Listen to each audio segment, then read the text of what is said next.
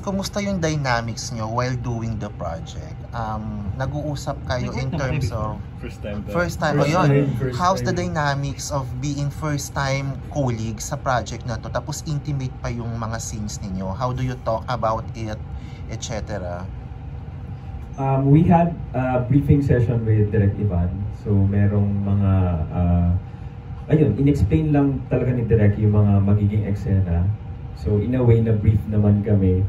Hindi kami actually nag-meet pa in person nung briefing na yun. So online lang yun. First time ko siyang na-meet talaga in person on the day ng shooting na talaga.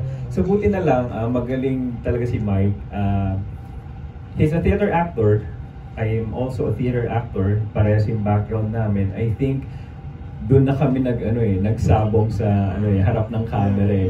Nagbigay na lang talaga kami sa isa't isa. Kaya maganda rin yung kinalabasan ng movie. Mike?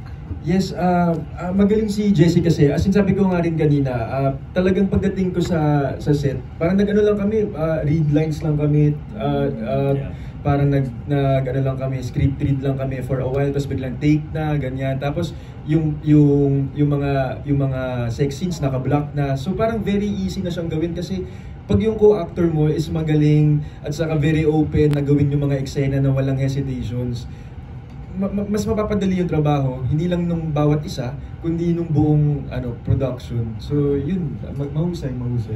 If there is one thing siguro na nag-adjust ako or kami pareho, was yung mga scenes na may group. Yun.